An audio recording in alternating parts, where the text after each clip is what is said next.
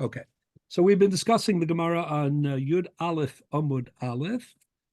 And again, this is our last shear of this cycle. Obviously, um, Yevamos is a complex limud, and it's even more than others. It's extremely interconnected.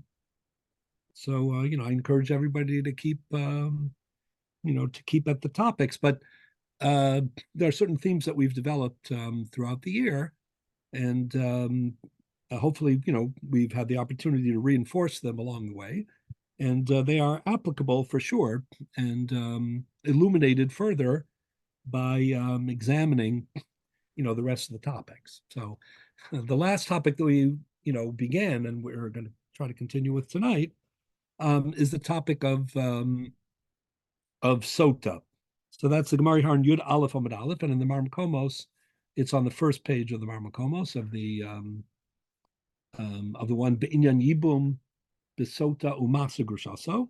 So I'm just going to go through the Gemara again quickly, tell you what we've done, and then proceed from there. And it's a good way to conclude this group of Shurim, because it really again touches on a lot of the themes that from the very beginning we have encountered, as you'll see, it really highlights and reinforces them. Okay, so the Gemara says here, Amar Vyura Marav, Tzara Sota. If you're following in the Gemara, it's on Yud Aleph Amud Aleph, towards the bottom, about 3/5 of the way down.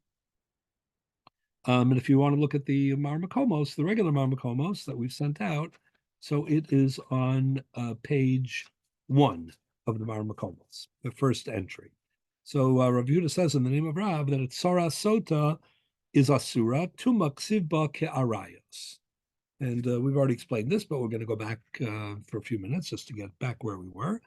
The idea is that if a man is married to two women, pre-Cherem Rabbeinu Gershom, he had two wives, let's say, one of them who behaved admirably in every way as a faithful wife, but the other sadly betrayed the marriage contract.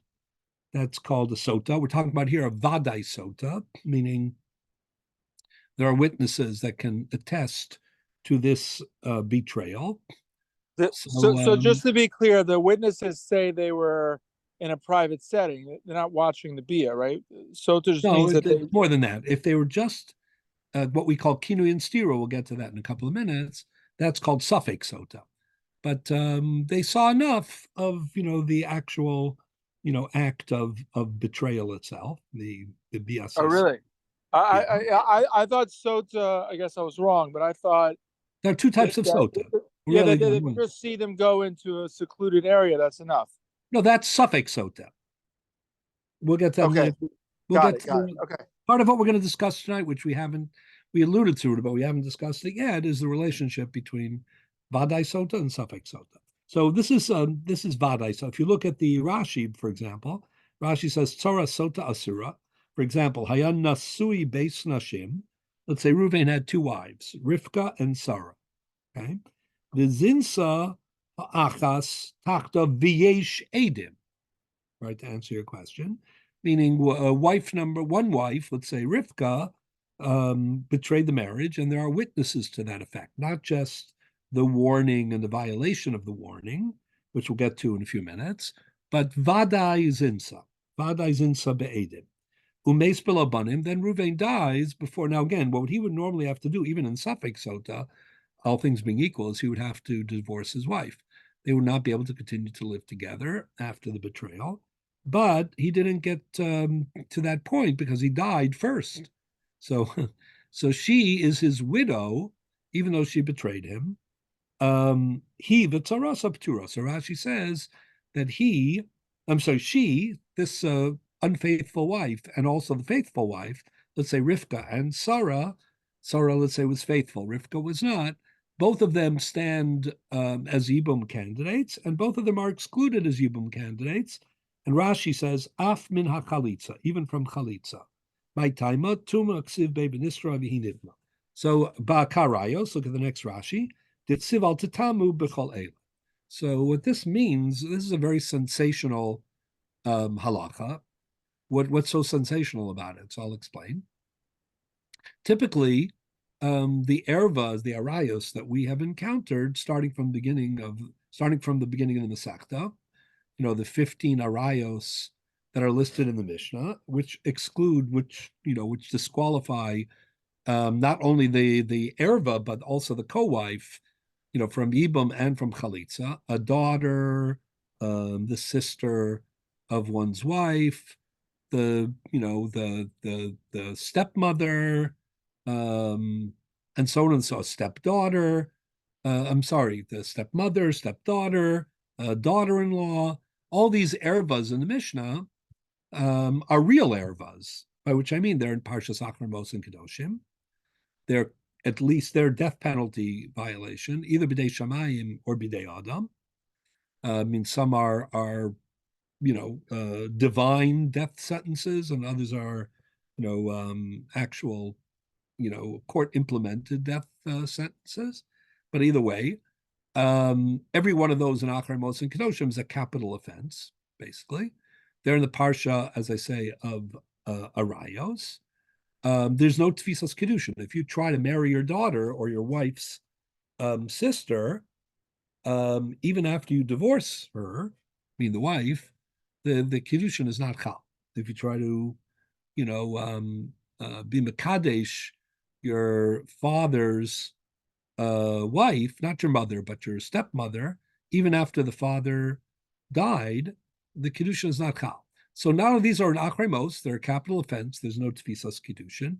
If there were to be a relationship between, someone and one of the ervas, there would be a consequence. A child was born, it would be a mamzer. There's no mamzer from Sota. That's a Gemara on Mem Tes Omid Aleph to Mem Tes Omid Beis. The Gemara says, Hakol modim benida besota b'shomeres yavam, that there's no mamzeros. So on 4 different levels, it's not true to say that a sota is an erva. And yet the Gemara says that since the term tuma is used, it is the equivalent of an erva, despite all these important differences. And therefore, according to Rashi and according to Tosas and according to the Rambam and according to the Ramban, we'll see who disagrees in just a moment, there is no yibum, there is no chalitza, not for her and not for the co-wife. And as we really do practically fully treat, or according to these Rishonim, we fully treat a sota as if she is an erva, even though on the 4 criteria that determine erva, the parsha, the capital offense, the lack of tfisas kedushin, and the producing of a mamzer, this sota falls short on all 4 of them. And there's another point as well. What's the other point? The other point is that in the Mishnah on Daf Beis, and again the Mishnah on Daf Chav, when we talk about an erva in the context of Yibum, we're talking about the relationship between Yavam and Yavama. Meaning, we're not talking about the husband and the wife.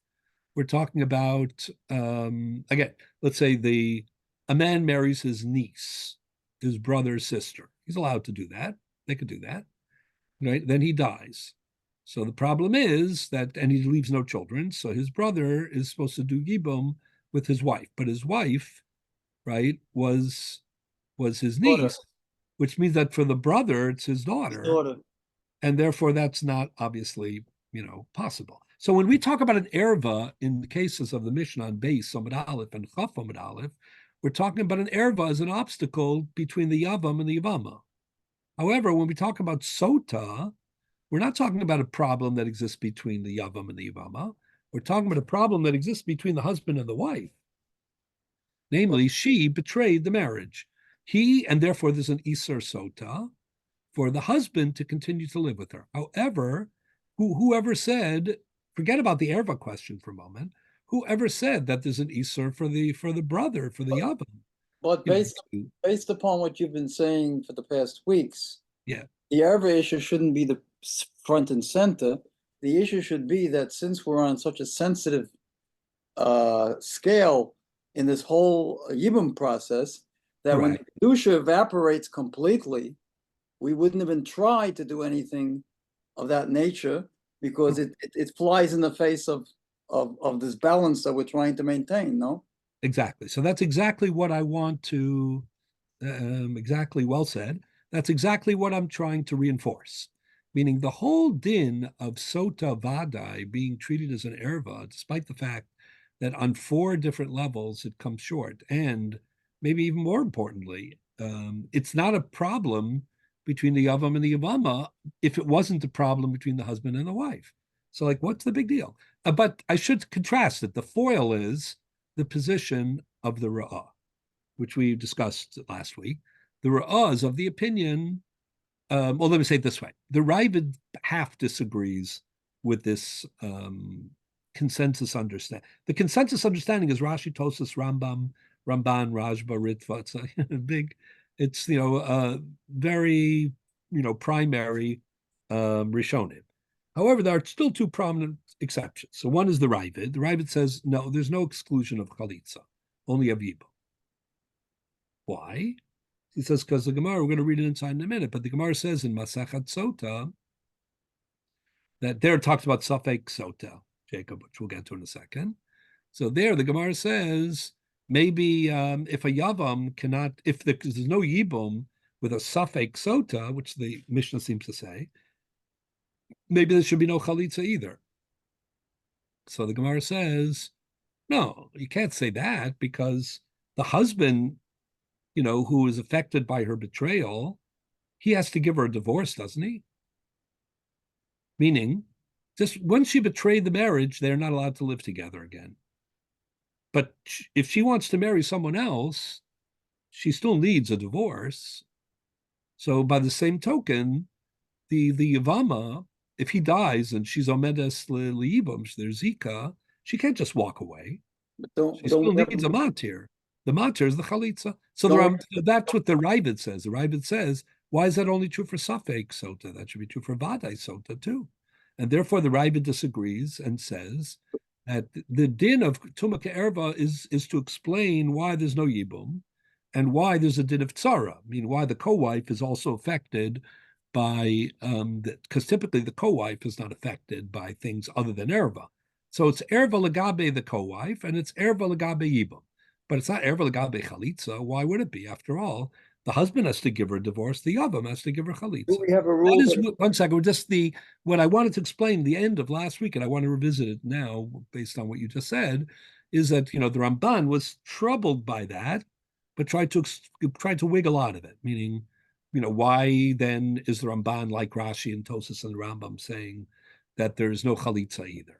So I think the answer is exactly what you said, which is the husband is married to her, right? They already had their wedding. So she can't walk away without a divorce and marry somebody else, right? That would be an additional offense. So she needs, a divorce. But in the case of Yibum, the whole thing is a rule breaker. The only reason that we're doing it is l'hakam la'achiv shem, to honor this previous marriage. We don't need to honor a marriage that was disgraced by toxic, behavior. So with the Ramban, I think if you look at the Ramban here on page 2 in your Mar Makomos, this is what he asks right in the beginning. He says, second paragraph, Hodam reading b'masachet sota parakama elameata chalitza nami loli boy. So Amalei Rav Yosef ilu isa labal milo boy gita.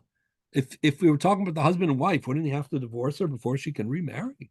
Ashtanami boy chalitza. So the same is true with regard to the need for the requirement of chalitza. So the Gemara says, Ramban says, why isn't that true for Sota Vadai in addition to Sota Safek? So the Ramban continues to say, Rav Leislei Haitaima. Rav doesn't think that this is true. Rav, who says that Sota Vadai doesn't need chalitza according to the Ramban, that's what he says. The Kiva Dichsiv Beituma Karayos, Ptura Mina Chalitza Umina Yibum. Avalein Kedushin Arishonim Nifkaim. So what is Ramban saying? The Ramban says there's a difference between being in a marriage and walking away from that marriage. You can't do that without anything. And not initiating the rule-breaking Yibum. So I think what the Ramban is saying is exactly this point. And that is, on the one hand, Yibum is very kal. We make allowances in order to accomplish the goal of ki yesh v'achim yachtav l'hakim shem b'Yisrael, and therefore we're, not only allowing, but we're encouraging, creating an imperative, where normally there's an Isra Eshasach, here there's a Chiyuv, of Eshasach, in a case where it's, B'libanim. But we're only going to do that in a way that honors the brother and that honors his marriage. And you're not going to do that, when the marriage was destroyed, bivadai, by the wife. So the Ramban disagrees with the Ravid. The Ravid actually does conclude that you need chalitza in this case. Yeah, I'm saying it doesn't answer that problem. That's all fine, except why not chalitza then?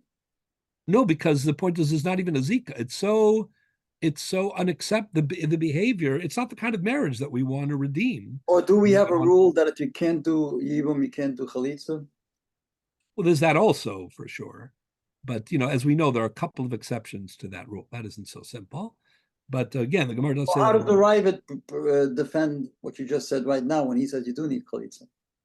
The reason for the Ravid is because of this line of the Gemara comparing, the man and his wife with the Yavam and the Yavam. That this line which that's reads, why she needs a divorce. She needs a chalitza. Yeah, Milo beina ilu isa laba Milo beina gita ashtanami by chalitza. But I think with the Ramban, by the way, there's a shita that goes further than the Ravid. I don't think I got a chance to talk about it so much last week, and that is the Ra'ah. If you look at the Ra'ah on Mar Makomos, it should be on page 2 or 3, no, probably 2. So it's Chidusha Ritva Masechet Yevamos Yud Aleph Amud Aleph. So it goes like this: V'yesh mefarshim Rabbi Yehuda Marav Tzara Sota Asura Lihisyavim Kamar.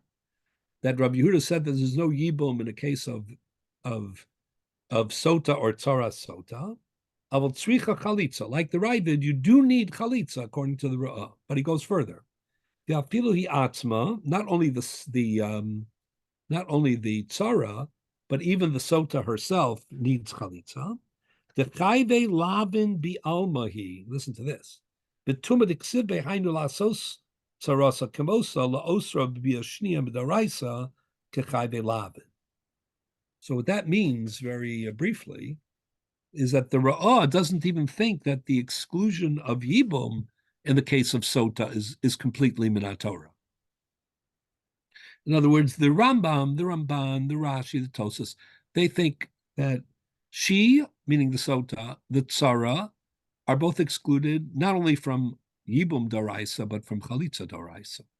The Ravid thinks that they're excluded from Yibum, both of them, but not from Chalitza. The Ra'ah thinks they're not even excluded really from Yibum, because it's Chayve Lavin, it's not Chayve Krisos.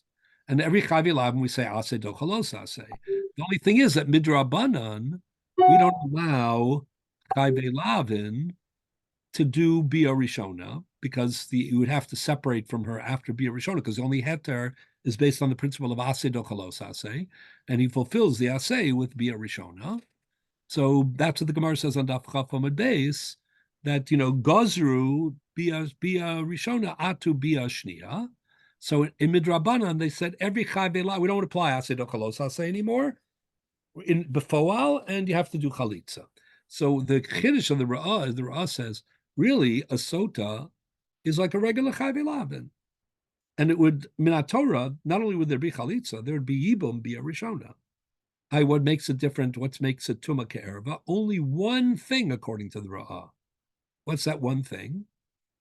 That the Tzara, the co-wife, is affected by the behavior and by the limitations of the wife. Normally, the din of a co-wife, the extension of the exclusion of the wife, of one wife to another, applies only in an arayos. So what the Torah is telling us is that by using the word Tuma, V'nistara v'hi nitma'a is telling us that the toxicity of the behavior of the Sota is such that it also, poisons the relationship to the other wives as well. I mean, it affects the whole kind of marriage. And therefore, whatever applies to the Sota applies to the Tzara. So that's the Chiddush of Tuma Ke'erva according to the Ra'ah. But, Minat Torah, there would be Bia Rishona, not only for the Tzara Sota, but for the Sota herself. Meaning the Ra'ah is limiting this Chiddush of Rabbi Yehuda Marav in the most extreme way. Then comes the Ravid, who has the middle shita. There is chalitza, but there's no yibum. And then there's the mainstream view, which is that there's neither yibum nor chalitza min Torah, not for the sota and not for the tzara. But the bigger question is, even if you hold like the Ra'ah, but especially if you hold like Rashi, Tosas, Rambam, Ramban, etc., the question is like, what is this legal abstraction that doesn't fit the normal rule? But that, I believe, is based on what we've been discussing, exactly as you said it, which is that Yibum is far more sensitive. Yibum, because it's a big rule breaker, is also more sensitive to the sanctity of the marriage. And there's no sanctity of a marriage which is rooted in a betrayal. So, sort of an extension of Abba Shaul's thinking. Yeah, exactly. So before we get to that, I want to. If the Torah allows the Bia Rishona, yeah, then you have to say that Chalitza has to happen if the Rabbanan say there's no Bia Rishona, no? Whenever there's a Bia Rishona, there has to be Chalitza, sure. In other words, the Rabbanan said there's a Zika. Yeah, the Rabbanan said you can't do the Bia Rishona. They made, always has to be Chalitza then. Right, then but there are other no cases. No one can hold that the Bia Rishona is a valid point, even if the Rabbanan took it away, without saying you have to have Chalitza. Correct. Yeah. Correct. Because that demonstrates beyond any question that there is a Zika Doraisa. And if there's a Zika Doraisa, then you at least need Chalitza. 100%. Okay, so that is something. So now I want to turn our attention to Safek Sota for a couple of minutes. What is Safek Sota? The Safek Sota, getting Jacob was asking before, is a situation where you don't, again, the case of Rabbi Yehuda Marav that we've been discussing is a case where we have witnesses that she was unfaithful to the marriage. We have, ironclad testimony to that effect. Whatever they saw enough to be able to testify with certainty that there was a betrayal of the marriage. That's not the typical case of Sota. The typical case of Sota is, as we read in the Torah, in a couple, last week, not last parsha, but the parsha before. The typical case of Sota is a case where her husband suspects that she's up to no good. He warns her. He says, listen, I don't like the way you're behaving, or I'm suspicious, and therefore do not confine yourself, with or seclude yourself with this individual. There are two Adim who warn her, right? And then, we have evidence, or that she is, confined with this person, even though there's no evidence that any untoward, action took place.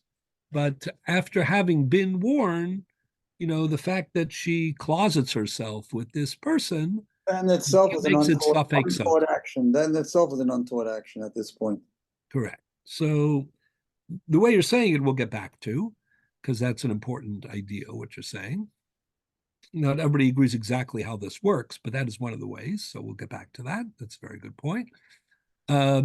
So now what happens is, if there's an aid echad betuma, if you have one aid even who says, not only were they, alone together, but, I witnessed, a betrayal of the marriage. Normally, you would need two aidim, but in this context, aid echad betuma, as we call it, is enough. Or there's a process that the Torah outlines, which you can't always implement, but, like a magical process. That's called hashkas mesota. Right? They took this Megillah, in which they wrote, some of the psukim that are relevant, and they, dipped it in, nechatos, and, she drank from it, and, it was kind of a miraculous test, hashgacha, whether or not she was innocent of the charge, in which case, even though she may not have behaved perfectly properly, since she ignored, these suspicions here, but she's, redeemed, and Chazal even say, based on psukim, that, she had trouble, getting pregnant before, so there's like a special bracha, that she, that she would, be able to, have an easier, time in terms of producing a family. or the hashgacha sota could kill her, right? That's the supernatural test. So that is suffix sota. So suffix sota, you should be aware, is not a regular suffix. So let me explain. In the world of sveikos, doubts, again, halacha is a legal system, and in a legal system, deals with real cases. And we don't always know things for certain. Like if we know A did this, B did that, so then what remains is to apply the law. But often, we don't really know exactly what happened. And part of the, challenge is to navigate between the different claims of what it is that took place and try to figure out what happened. And sometimes you remain besophic. Actually, next year, we can make it a little bit of a commercial. Again, next year we're going to study Bava Metzia. And the beginning of Bava Metzia, Perek Shnai Moktzin, famously, is about, how do you resolve, a dispute, a claims, in the case of a dispute. Shnai Moktzin Betalis. We have Two people grab something, each one's claiming that it's his, and gives a different narrative about why it's only his. So that's we'll talk about it. So when do you say achlokun? When do you say kol da'alim gavar? And when do you say, when do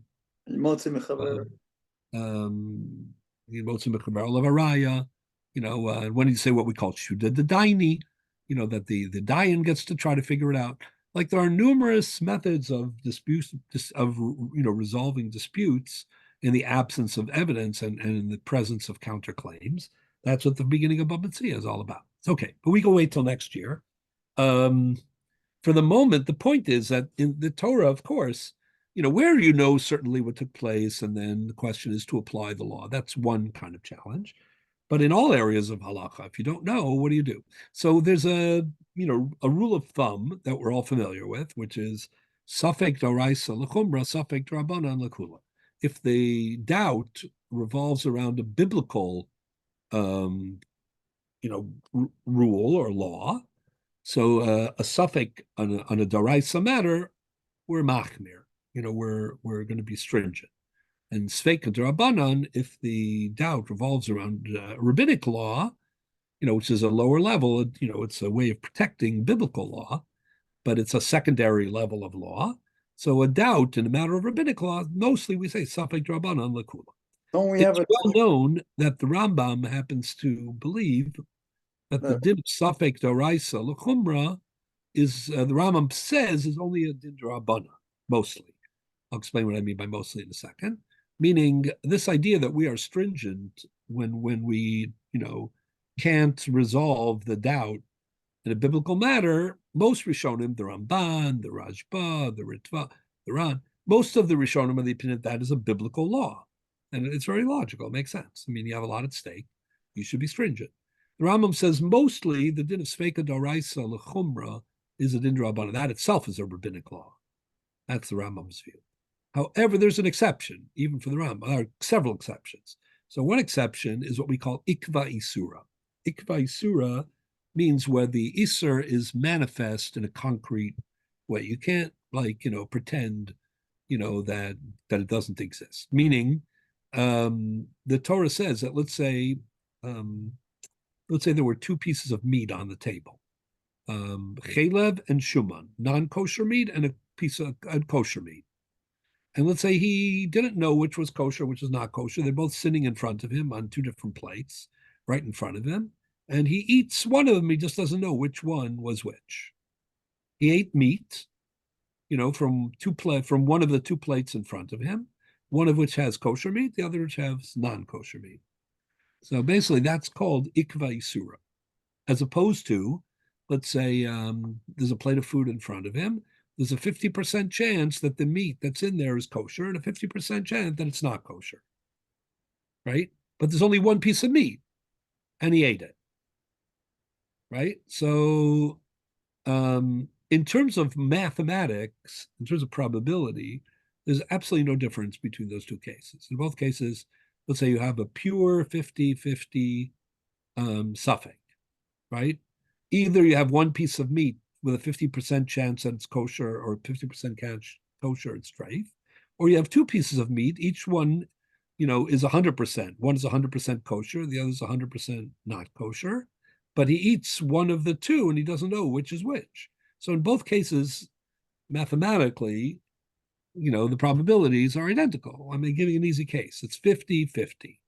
However, the Torah says that if you eat bi'ikva isura, and you don't have to bring a korban chatas because you're not sure if you violate. Korban chatas if you know you violated b'shogeg. But here you don't know if you violated because you just don't know. It's 50-50. But if it's ikva isura, you bring a korban asham talui. A korban asham talui is certainly a biblical korban, right? There's no such thing as a non-biblical korban, right? You only bring a korban for a biblical offense. So asham talui. So people say, like, didn't the Rambam say that safek doraisa lechomra is only a din d'Rabbanan?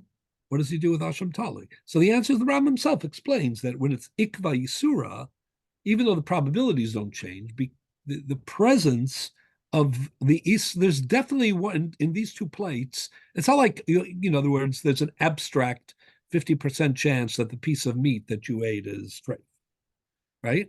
You ate one of two pieces of meat, and one of them is definitely treif. You were looking at it, so that doesn't mean you ate it, but in the end of it, that's called ikva isura, meaning it's psychologically and therefore halachically, it's considered to be a more concrete presence, if it's definitely, the Isra is definitely there, even though the probability of violation is identical. That's part of the formalism of the halakha. Many people have tried to explain this mathematically. It's a waste of time, frankly. The issues of resolving doubt are for sure also call upon mathematical principles, but they don't only call upon mathematical principles. This is an example of legal formalism, meaning there's a difference between, you could call it a hard suffix, a soft suffix, whatever you want to call it. But the point is that for the Rambam, Sfeika D'Oraisa L'Chumra mostly is D'Rabbanan, and sometimes it's D'Oraisa.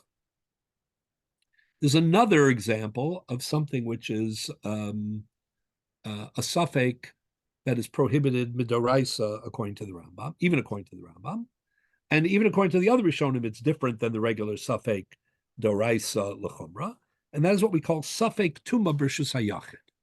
Whenever there's a ritual purity doubt, so the rule is, it's a very strange rule. I mean, it requires a lot of discussion, but the rule is that if you have a ritual purity suffix, if the suffix takes place in a public domain, so we say suffix tuma b'rishus harabim is tahar, we're lenient. If the suffix takes place in a private domain, that's called suffix tuma b'rishus hayachid, that is tameh. So that we consider that to be, we treat it as ritually impure.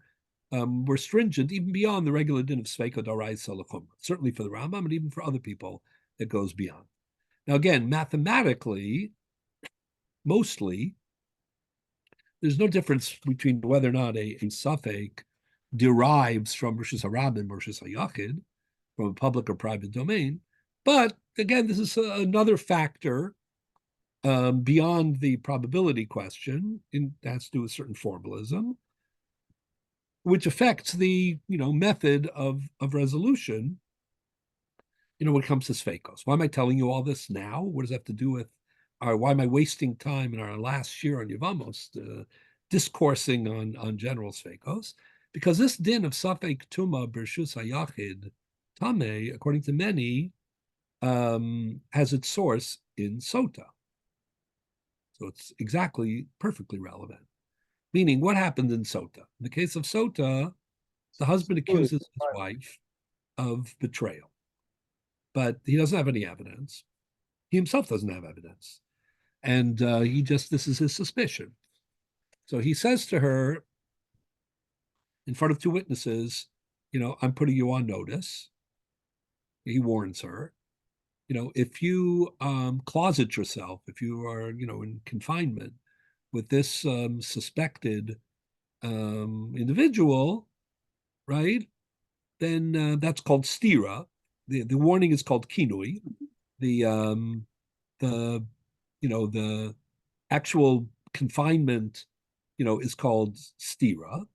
So if there's kinui and there is stira, unless or until she drinks, from the mei sota, we apply the din of safek kevadai, even according to the Rambam. Meaning, even though the Rambam holds feka deraisa l'chumra is only derabanan, this is one of the sources, or two sources maybe, for safek tuma bershus hayachid, because she closets herself. Not in it's by definition, it's not in a public place, it's in a private place. So this is one of the sources of safek tuma bershus hayachid being tameh, and the Rambam, of course, it's very difficult. I'm sorry, did you want to ask something? Isn't there another instance where we move the suffix into the chumrah? We call it yesh raglayim l'davar. In other words, the Bali Tosas say about this case that it's yesh raglayim l'davar. The Bali Tosas say that they're troubled. He already tells her that, look, which means that he has. So there's a default position, so to speak, that right. this is. So I know we use it in other cases. I don't know if it applies in. No, not only does it apply, but according to Bali Tosas are troubled by that. They don't have a very good answer to this question, but they ask the following question. They ask exactly what you're asking, except even more so. What they say is as follows: how could the Gemara says this, that what I just said, that sota suffix is a source for suffix tuma b'rishus hayachid being a tameh.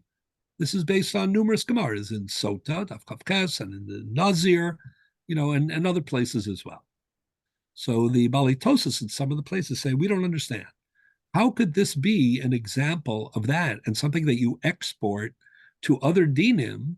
There's a good reason why Safek Sota is l'chumra that should not be objectified and exported to other contexts. And what is that? Exactly what you said, which is, if I tell her, if the husband says, I suspect you of wrongdoing, with this person, and I hereby put you on notice in front of witnesses that you should not, go somewhere private, with this fellow. So when she does that, obviously, that sounds like, it's likely, that she, in this act of defiance, having been warned, reflects guilt. So that's the Tosas uses the expression. Isn't there raglayim l'davar when there's stira after kinui? How could that be a source for the objective din of safek tuma b'rishus hayachid tam? I don't want to get into the answers right now, but Tosas thinks that it's true, and it's also true that this is a limud, more general. The Rambam also deals with the problem. But so let me get back to this. So number one, safek tuma b'rishus hayachid, is raglayim l'davar. Number one, but it's more than that. And this is what I think the comment that you made before, assuming I'm not, being medayik in your words improperly, will go beyond that. And that is, it's not just that there's a greater default likelihood, that she is in violation when she behaves in this way after being warned. It's more than that. There may be, in its own right, an act of begida, of betrayal, right, once she's warned. In other words, if the husband says in front of two witnesses, I'm suspicious of this, and I hereby put you on notice, not to, go somewhere private with this individual, and she does it, then all things being equal, even if nothing happens, right, isn't that itself an act of, isn't she basically like taking out an ad in the newspaper and saying, I don't really care what my husband thinks about my behavior? So isn't that already a begida?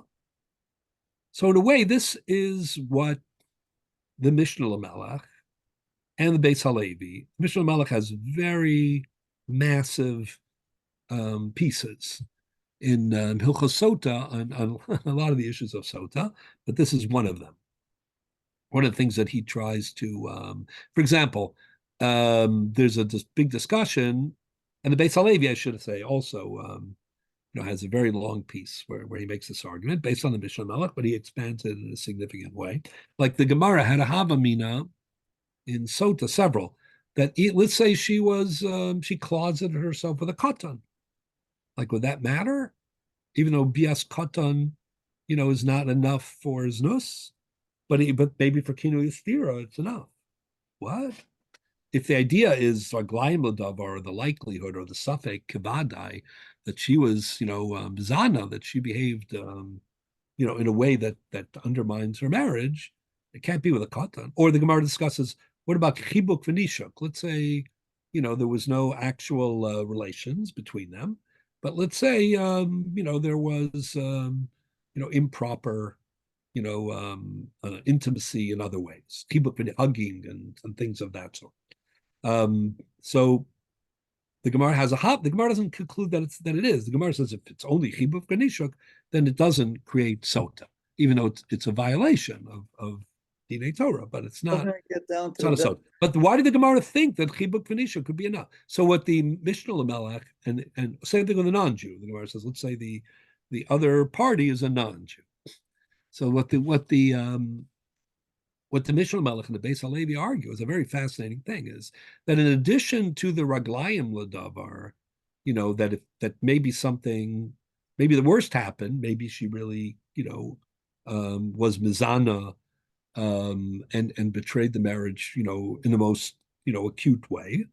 In addition to that, they say there's another aspect, and that is the begida, the betrayal of defying or acting in a way that corroborates and fuels further, suspicions of infidelity. So even if it wasn't technical infidelity, it's still, toxic and a betrayal to the marriage. I think that's what you meant before. That may be the difference between suffix sota and sota. Sota is adultery in plain English, okay? Yeah. So that's the betrayal. Suffix sotum is not necessarily adultery, but it's a betrayal of the kedusha of the marriage. That's what we're saying. Very good. That's exactly kind of it. So for the Mishnah Lamelech and for the Beis Halevi, unless you know vadai that you have to have the suffix still. That's the conclusion. But unless you know vadai, at minimum there's a betrayal here. So the betrayal with the possibility of an actual technical infidelity, right, is vadai kind of oser her, but that's suffix sota. It's not vadai sota. So let me just add one more. So Reb Chaim also, and I'm going to explain to you where Reb Chaim comes from in just a second. Reb Chaim discusses this in a number of places, and he makes the following point. He points out that there seems to be like a fundamental argument between the Balei Tosas and the Rambam when it comes to suffix sota. And you'll see how it plays out in the Chasibim as well. When it comes to suffix sota, so the Balei Tosas mostly take the view, this is a Tosas in the beginning of sota and Tosas here in Yevamos. Maybe we'll read it in a second on Yud Aleph Amud Beis. Tosas on Chav Ches in sota, Tosas Nazir. Mostly Tosas takes the position that the din of sota kevada, the din of suffix kevadai in sota suffix, projects, even without knowing, but it presumes, that there was a betrayal. However, says Reb Chaim, if you look carefully in the Rambam, he never presumes that there was a betrayal. The Rambam sees the process of kinui and stira as something which savages a marriage, right, to a lesser, but still to a significant degree, in its own right. And therefore, if there's a process of kinu yastira, we're not saying that there was nus, but we're saying if there's kinu yastira and there could have been nus, then there's a toxic situation. The toxic situation. So why does it fit into the Rambam here? So let me read you the Rambam. I should have put it on the sheets, but I, for some reason, not really understand myself why I didn't. But if you look at the Rambam, Nichasibim b'chalitza, Perek Vav, Halacha Yud Tes, he says the following fascinating thing, and that's why Reb Chaim jumps in on this Rambam. Listen to the Rambam. Isha shazines, so whatever, tachas bala, a woman who betrayed the marriage vow, vadai, now we're talking about, like our Gemara, like Rabbi Yehuda Marav, sota vadai be'edim, right?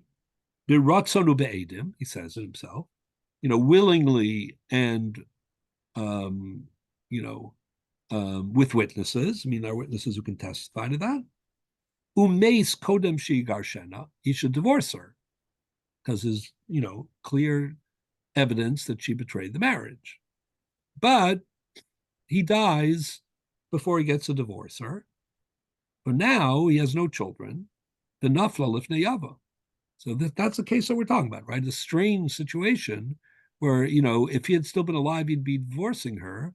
But since he died, we're wondering if there's a yibum issue.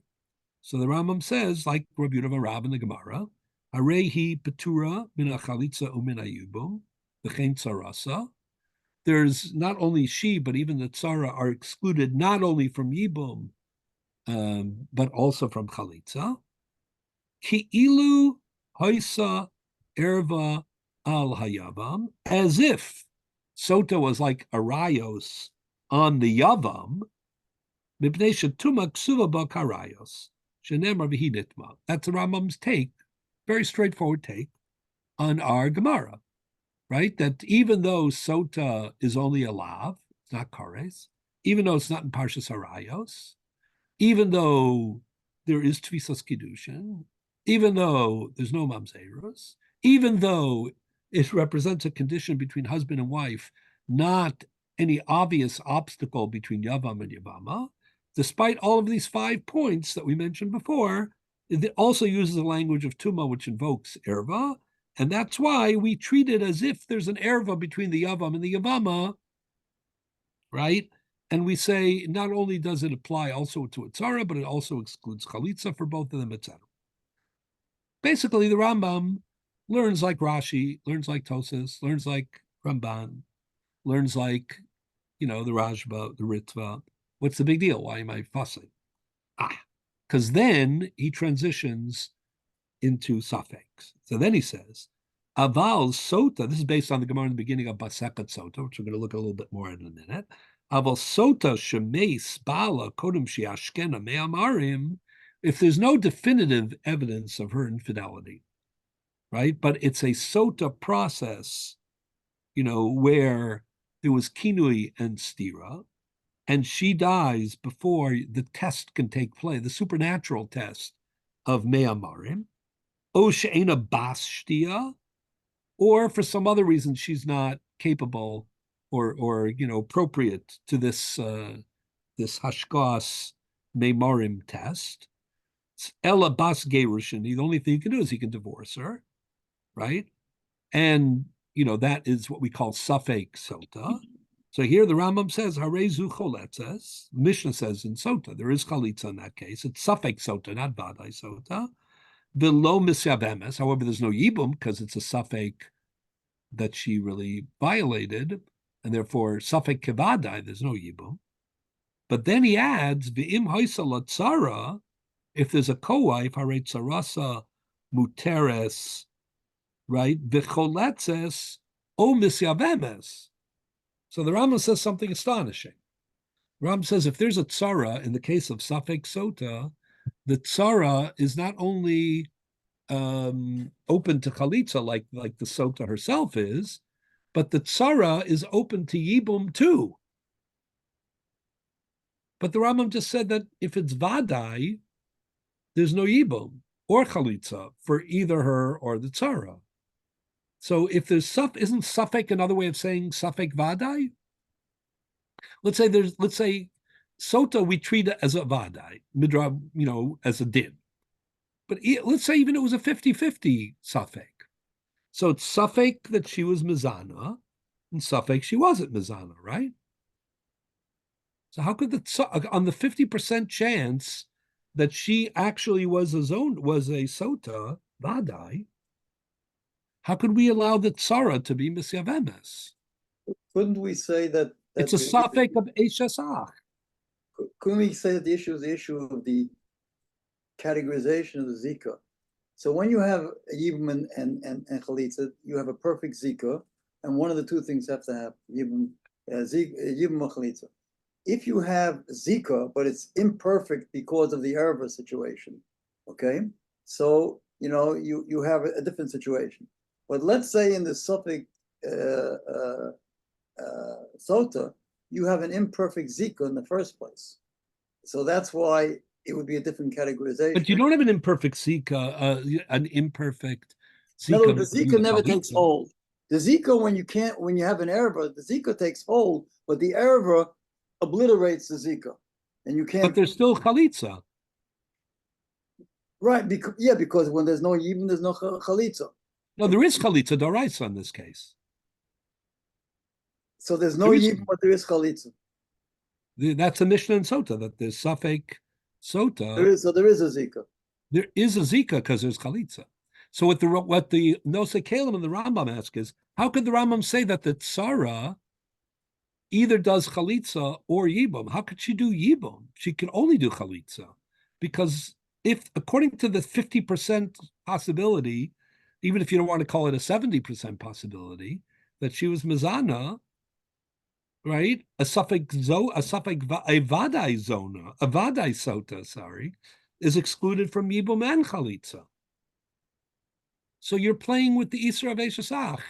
This isn't this is you're being makel to allow Yibum for a Tzara and ignoring the possibility that she was really Mizana and therefore she's a Vadai Sota, and then she can't do Yibum either. That's what got Reb Chaim involved in this round. Reb Chaim begins his discussion by saying, how could the Rambam write that a Tzara in the Suffolk Sota is Misyavemes, has that option? Every Suffolk Sota is a Suffolk Vadai Sota, and every Vadai Sota is Asur B'Yibum. The Chalitza is not a problem, because if you do Chalitza and it turns out it was a waste of time, it's a waste of time. There's no, you don't violate anything. But if you do Yibum improperly, that's a Chiyuv Kares, that's Eshasach. But isn't there a weaker relationship with the Tzara than the actual Yavama? So if there's a suffix in the Yavama, okay, we don't do it, we go to Chumrah. Right, but why is there a weaker relationship vis-a-vis the Yibum, according to the 50%, if not more, suffix, that she's a Sota Vadai? In which case, I would the whole idea of the. If she's a Sota Vadai, that's the first half of the Rambam. If she's a Sota Vadai, there's no Yibum. As we discussed in the earlier weeks of the year, the whole idea of the Tzara being attached to the Yavama has its question. What's the Tzara's situation? It's right. Once removed. So maybe now that we have a suffix here, we say, okay, even though it's a suffix, sorry, can't have Yibum because whatever, we go to Chumrah, whatever the reasons are. But now that you once removed to the Tzara, maybe it gets weaker, like Tumah. It gets weaker, and maybe you can do it. I think you're right. You're on the right track, but you have to add something. So I'm going to tell you what Reb Chaim adds, and then I'll tell you what my addition based on the Rush. What Reb Chaim adds is connected to what we were talking about a moment ago, which is Reb Chaim says a suffix, unlike Tosas, who thinks suffix sota is, we say suffix kavadai in a sota. What does a suffix kavadai mean? It means even though we don't know for sure, we treat it as if she was Mizan. If we were looking at it that way, then the Rambam says cannot be. Because if we're treating a suffix sota, Shema Vadai Zinsa, then if Vadai Zinsa, the Tzara cannot be Misyavemes. Because it's a halachic reality that she was Mizana. Halachically. Right. So what Chaim says is, that's the difference between the Rambam and Tosas. For example, the Bali Tosas say, here in Yevamos and Yud Aleph Amud Beis, that a suffix sota, if he were to involve himself with her, even though she's a suffix sota and he has to be motzia, he has to divorce her, he would be lokeh, even though it's a suffix, because suffix is kavadai. But the Rambam paskins that a suffix sota, there's no malchus. Says Reb Chaim, that's because the Rambam doesn't really think that we project, the din safek kavadai is that we project that she was mizana. What he thinks, a little bit like the Mishnah Malach and the Beis Halevi, but for a different reason a little bit, what he thinks is that the process of kinu yustira in its own right is oser, as long as there's a safek znus. But it isn't because it's safek vadai znus. He says, on the contrary, normally you give people the benefit of the doubt. They have a cheskas hatter. But if she betrayed his warning, what? You also don't have a yesh bal maisa. Forget Malchus. It's a suffix yesh bal maisa. So, right. But he's not saying, so that's his answer here as well. He says, if the suffix of sota was that we treated as a vadai, besafek, then this would make sense. Then this, you couldn't say what the Rambam says. The Rambam thinks that the institution of kinu yustira is a separate oser, meaning it has a life of its own. It creates a different stat. It's like a begida. He doesn't say they're a begida. It's not exactly like the Mishnah Malach and the Beis Halevi, but he's like them. What he's saying is, suffix sota kevadai isn't because we project that she was vadai zinsa. It's because the process of suffix sota is damaging in its own right. And therefore, that's enough to make it usur, but it's not usur as suffix vadai zinsa. It's usur as sota suffix. Does this have anything therefore, to do with... one second. So therefore, that doesn't apply now. What you said becomes important. That doesn't apply to the tzara, because it's not vadai sota, it's suffix sota. The din of suffix sota doesn't have the din of tumah ke'erba. It doesn't have a din of tzara. So it's all it is a regular suffix. You have a cheskas heter. There's a separate iser of kinu yustira. That separate iser doesn't apply to the tzara. That's Reb Chaim's big chiddush in Perek Vav Chosiba. Could the Rambam's outlook on no malchus have to do with his outlook on the suffix the raisa lechumra? No, I don't think so. Rabbanon. And if it's Rabbanon, you wouldn't go so far as to give malchus. No, I think even normally, even if you say sveika daraisa lechumra, you wouldn't give malchus. You would just say that that misafek, you are machmir not to allow whatever it is, but you wouldn't say that there's malchus. The din of sota, as I said before, like safek tuma b'rishus hayachid and sota, is not. It's like bumped up one. You know what I'm saying? It's higher than a regular safek, even according to the other rishonim. Even if it had been sveika daraisa l'chumra, it wouldn't be malchus, because it's not safek kavada, it's a safek l'chumra. Sota is safek kavada. But what the Rambam is mechadesh, according to Reb Chaim, is that safek kavadai doesn't mean like Tosas. We don't know, but the din doraisa is to project until you find out otherwise. Like normally say, you're innocent until proven guilty. So here you're guilty until proven innocent in this case. That's how the Bali Tosas look at it. But what he's saying is the Rambam doesn't look at it that way. The Rambam doesn't say you're guilty. The Rambam says that you have violated something else. Kinu stira. You're a violator. You're a vadai violator of kinu yustira, but you're not a suffix kavadai violator of znus. That's a chiddush of the Ram. By the way, that's a very good example of Reb Chaim's again formalistic approach to the halacha. For the Rambam, namely, he's saying kinu yustira is a process, and it is it's a status in its own right. Somebody who undergoes, the process of kinu yustira, has attained a certain legal status, even separate from the actual. It's also consistent with the Rambam's outlook on marriage as a kedusha, and the whole idea that if you don't have a ksuba, I think so. I mean, I'm very into that, as you know. So I do think that. So so I would like to say it a little bit differently than Reb Chaim. The Rosh here in Yevamos on this issue also raises the question that Tosas asks on Yud Aleph Amud Beis, and that is, if you look at the Gemara at the beginning of Sota, okay, let's look at this Gemara for a moment. You have it on your sheets. I have just another couple of minutes, but I want to use them. So let's look at the Gemaras about Safek Sota for a moment. So the Mishnah says, it's the Mishnah on, one second, I'm guessing it's page either the bottom of 3 or 4. Do we have that? Talmud Bavli Masachet Sota, Beis Amud Aleph, and then Hey Amud Beis, and then Vav Amud Aleph.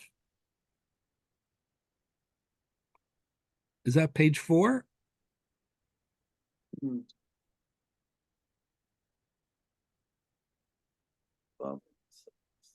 Bottom of page 4, if you printed it out the same way you came. It's on the bottom of page 4? 1, Oh, 3, Looks that way. 3, and go to 4. 3 going to 4, Rachel says. Am I corrected? What's that? Bottom of 3 going to 4, Rachel says. Okay, great. The bottom of 3 going to 4. Thank you. So the Mishnah says as follows: Hamakani li ishto.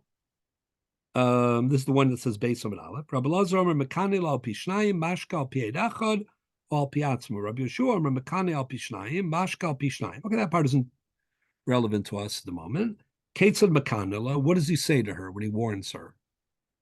Omer la b'fnei shnayim. In the presence of 2 witnesses, he says, Al tadabri im ish ploni. Right? You should stay away from the person who I suspect that you're involved with. And she goes ahead, the dibrimo, and she doesn't ignore him. She doesn't, stop socializing with him. However, she didn't do anything in private. So adayini muteris lebeso muteris lachol b'truma. So nothing has changed, even though he might be upset with her, but he can't tell her who to speak to. So he can suggest, but she can, she doesn't have to listen. So she can continue eating truma if he's a Kohen. She continues to be, a permissible, partner in the marriage.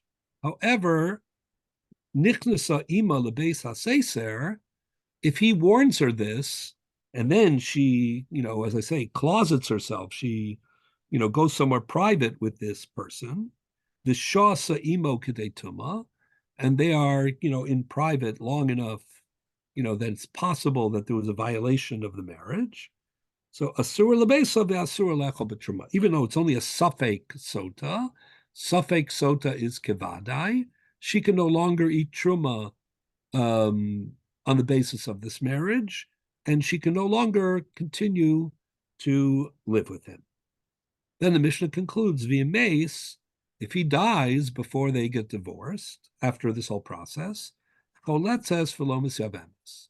This is safek sota. So then there will be chalitza, even though there will not be yibum.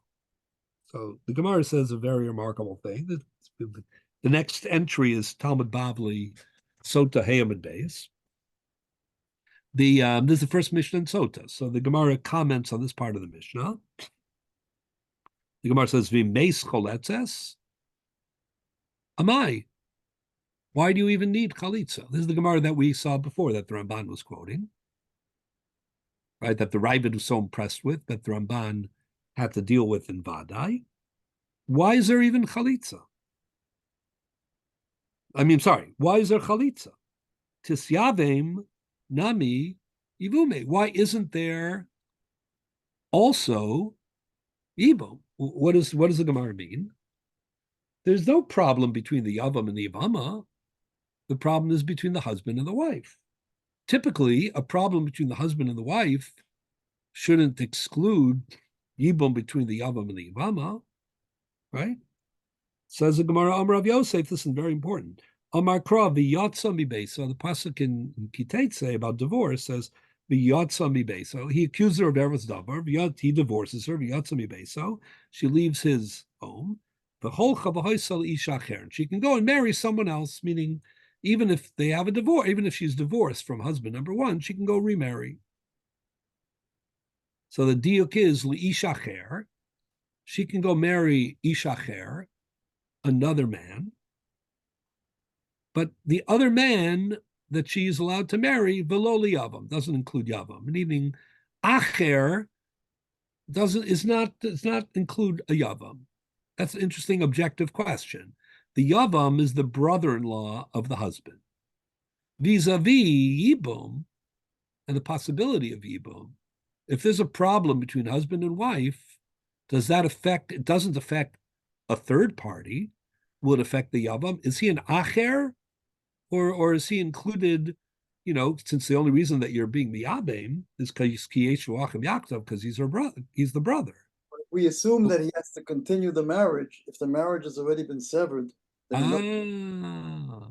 let's now the Mechavan to Rashi. So give me 1 second. So the Gemara says, oh, okay. So you're saying a yavam is an acher, is not an acher. He's like the husband. So the Gemara says, so why in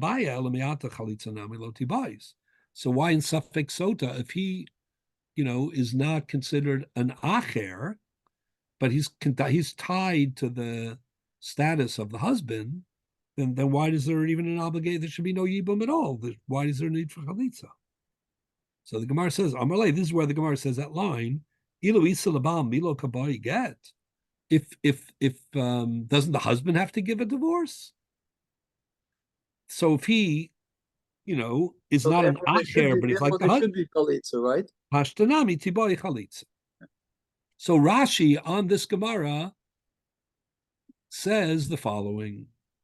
Rashi says, after all, she was married to Ruvain.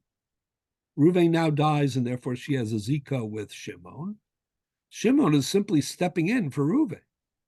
He's stepping into this toxic marriage.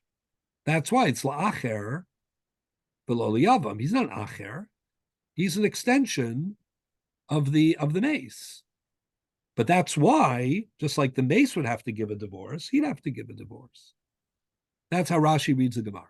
The actual chiddush is that she should have to give a divorce. But once you establish that, then you need the chalitza, because one could take the position. Right, but what we're saying, severing of the marriage doesn't require a divorce. Right. Like if he died, it's over. So when she did this action, she severed the marriage. One could have taken the position that you didn't need a divorce. That Torah comes to tell us you need a divorce. But once you have that, then the chalitza has to be tied to the same thing, because he's in that's the question. So in Safek Sota, the Gemara says that it is. And in Vadai Sota, that's the argument between the Ravid and the Ramban. Right? But for the reason that we discussed, because maybe why should we even start with the Yavam if we don't have the ABCs of a Kedusha, of a marriage, right? Okay, but before we even get to that point, I have like 2 more minutes, so I want to finish with this. If you read the Gemara this way, I'll read one more line in the Gemara, because the Rashi also interprets that way. So then the Gemara goes, let me read one more line in the Gemara, then I'll tell you what I want to say. The Gemara says as follows. Ista Amri, some people have a different explanation. Why isn't there any Yibum? Amar Yosef, Rachmana Amar V'yatzav V'beisav V'hocha V'oisa L'isha Acher.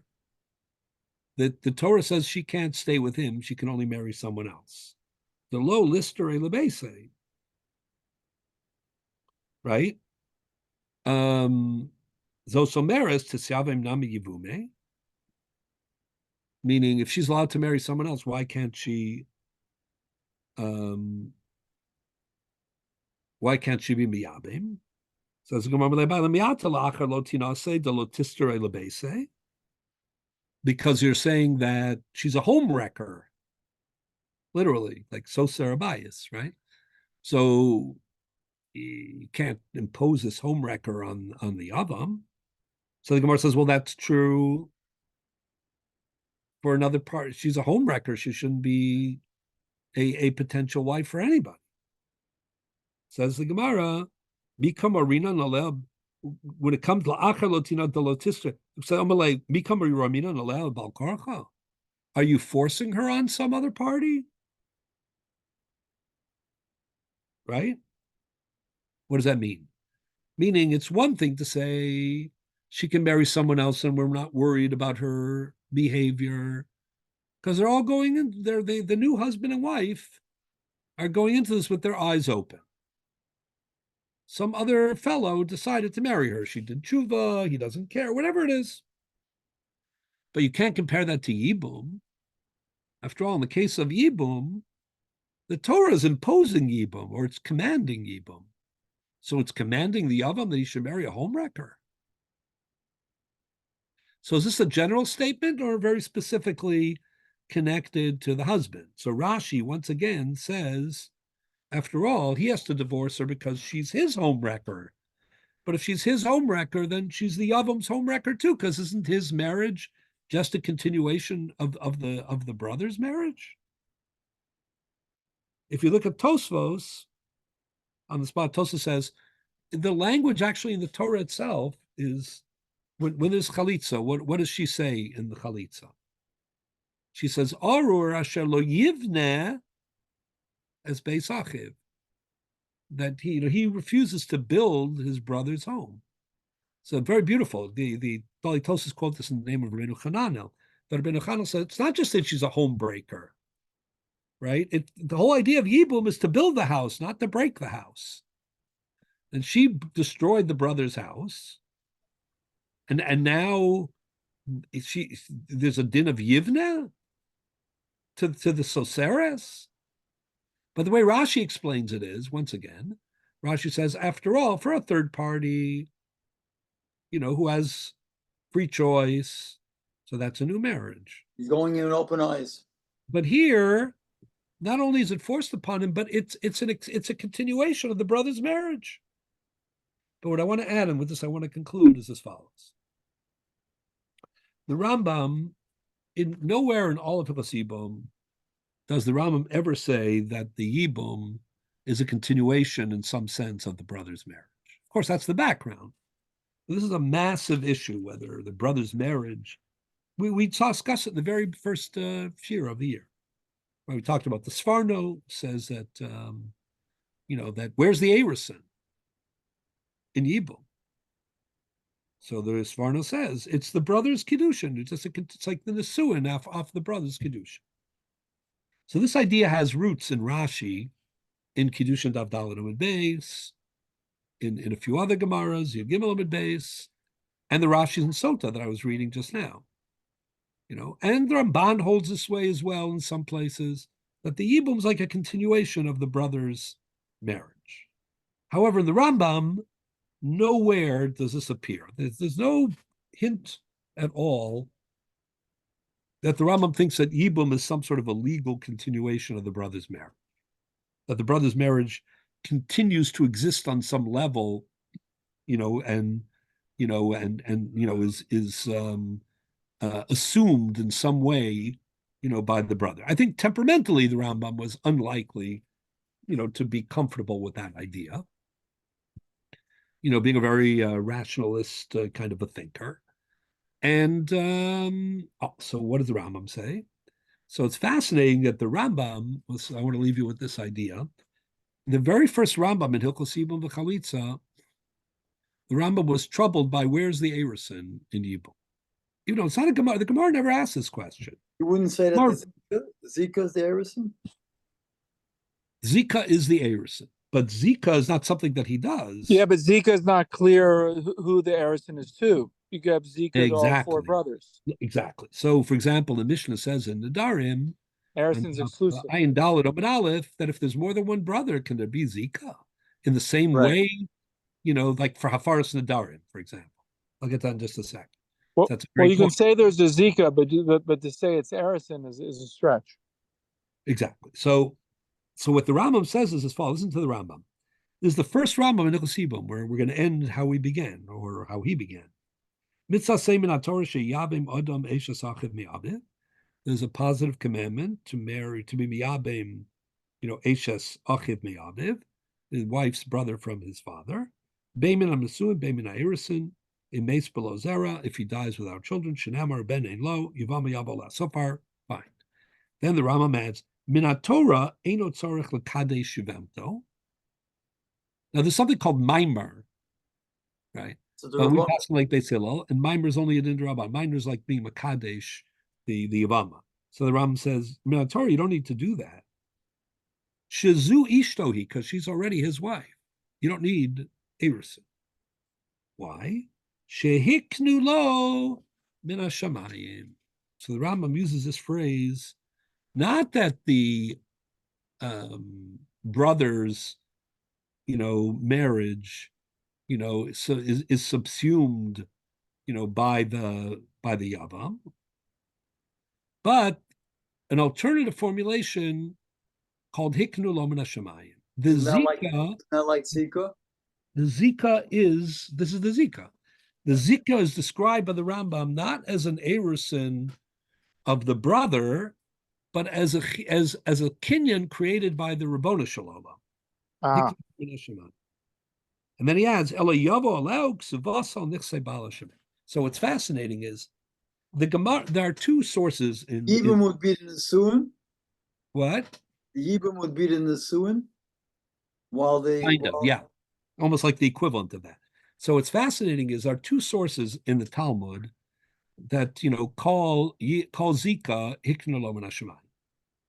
One is with regard to Ksuva, the Gemara in Yevamos on Lamed Tes Amud Aleph, in a parallel passage in Ksuvas, says that if there's you don't need a separate Ksuva for the Yavam. The Ksuva of the dead brother is good enough. Hiknu lo min hashamayim.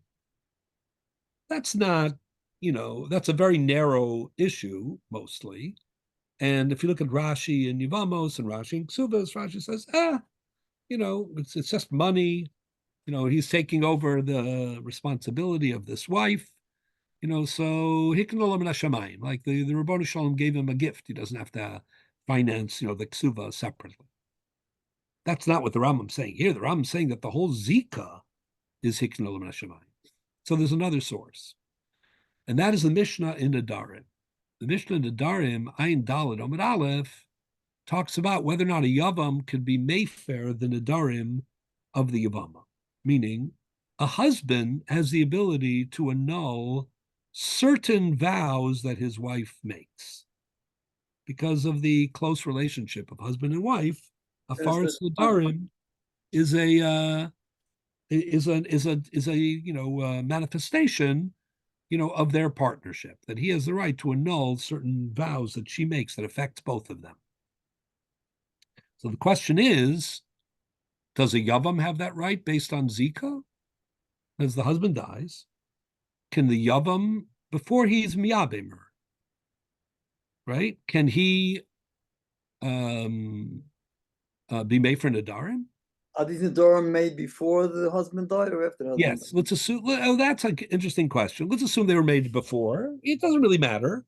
There's a debate. The Ran suggests that maybe you should distinguish the Ran and the Dar, and Ayin Daled Ayin Hey Amud Aleph. Sorry, but basically, this is the question. So in the Mishnah Nedarim, Rabbi Eliezer says that a Yavam can be made for Nidre Ishto, and the reason is because Hiknu lo min hashamayim, because the Zika is like Hiknu lo min hashamayim. And then the Mishnah goes on to say that Rabbi Yehuda disagrees. He says what Jacob said, which is if there's more than one brother, then who's going to do the Hafaras Nedarim? Like, it doesn't make sense. There's not only one, so who really has that kind of authority in Zika? Even though they both have Zika, but Zika isn't really Ishus if there's more than one. And then they quote Rabbi Akiva saying, even if there's only one, you can't do that because there's a difference between an Arusa and a Yavama. After all, if she were to betray the Zika, it's only a lab. If she were to betray the Erusin, it's a capital offense. So that's the Mishnah.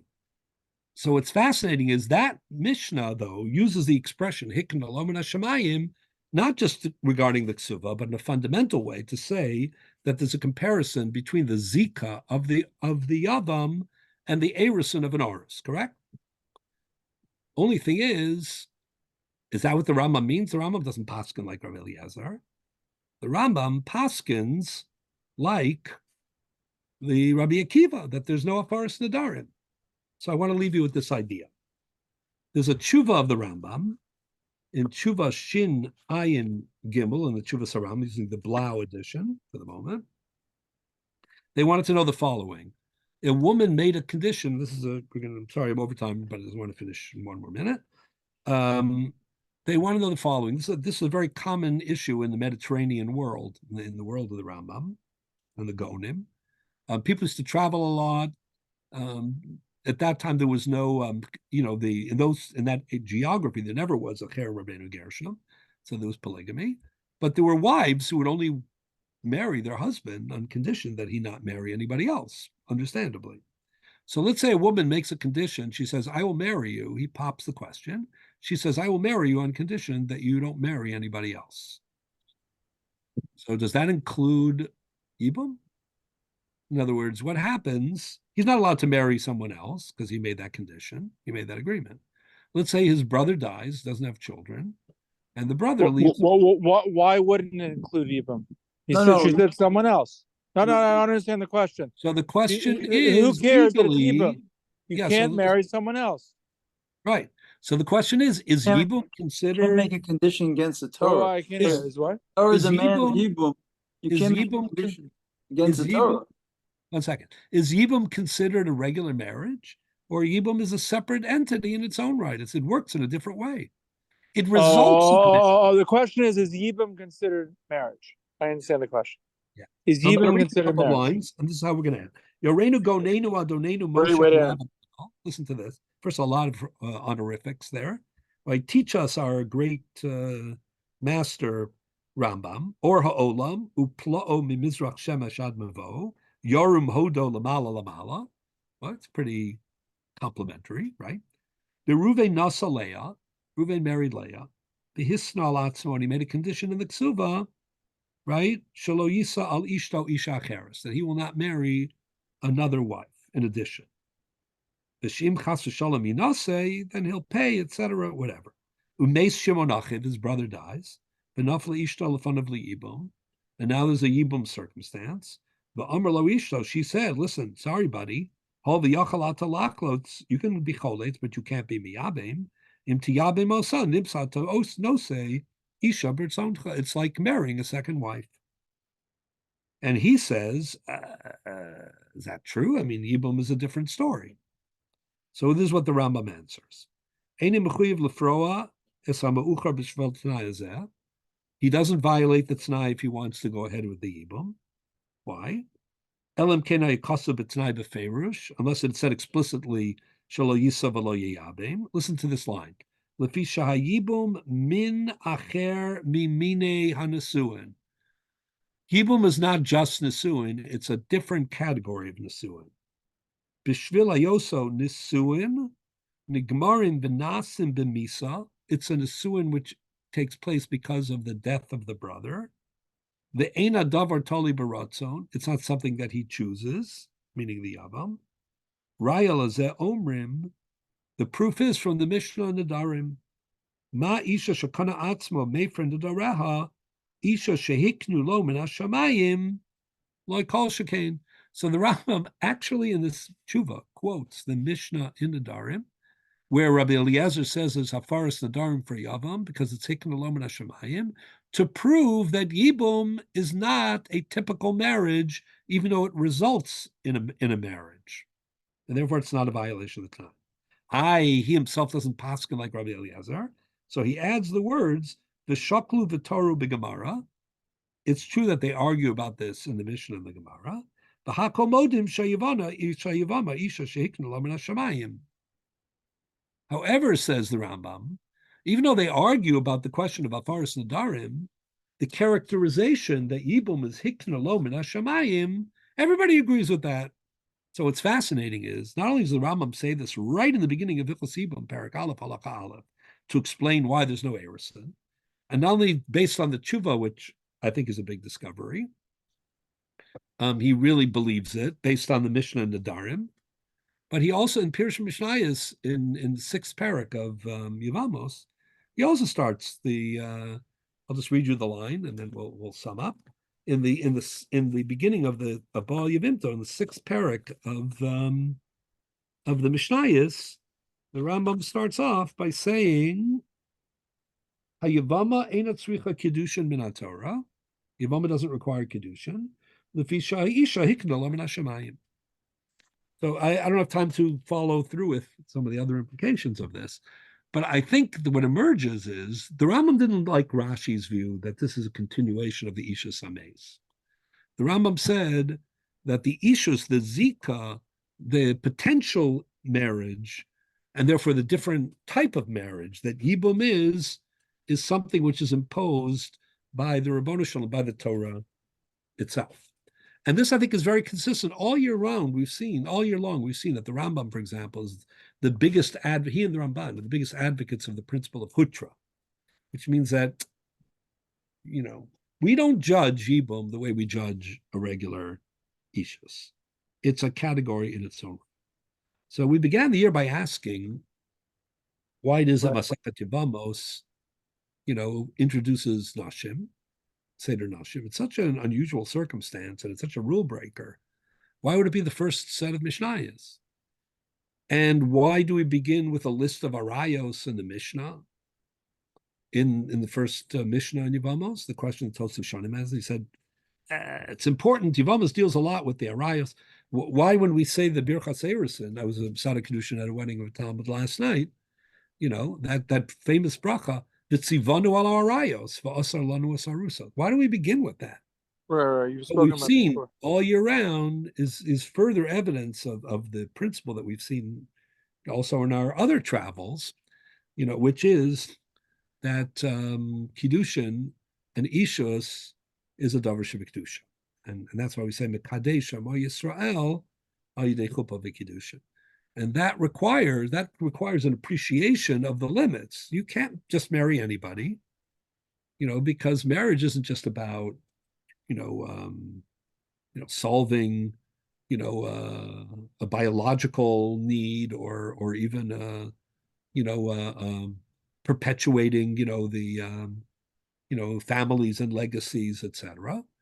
It's a mechanism that the Torah uses to build the building blocks of Am Yisrael, which is a Mamlechas Kohanim, a Goy Kadosh. And therefore, all aspects of building the family, including the Chassan, who's a son-in-law, and the Kala, who's a daughter-in-law, and the idea of Ki Yeshvu Achim Yachtav, the idea that when you marry someone, you marry their family, and that entails a certain responsibility. And that for the very, very reason that, there's erva, and you have to be careful about the, proper lines of behavior, within a family, with respect to the spouses of the family member. But at the same time, there's also a certain kurva and closeness, which, usually expresses itself in isurim, but also expresses itself in achrayus and responsibility and in empathy. So according to the, some, it's ad kedei kach that the marriage of a brother, continues in certain circumstances, and it includes, the Yava and the Yavama. But for the Rambam, I think even more inspiringly, it's hiknalo min hashamayim. This is a divine fiat, that Zika ties these people together in order to accomplish the goal of lahakim la'achiv shem b'Yisrael, in order to be the best expression of ki yeshu achim yachtav. So I want to wish everybody a good summer. Great share, Rabbi. Thank you so much. Looking forward to next year. We'll figure out the dates, Jacob. Yeah. We'll be in touch. Okay, call soon. Good night. Bye-bye. Thank you.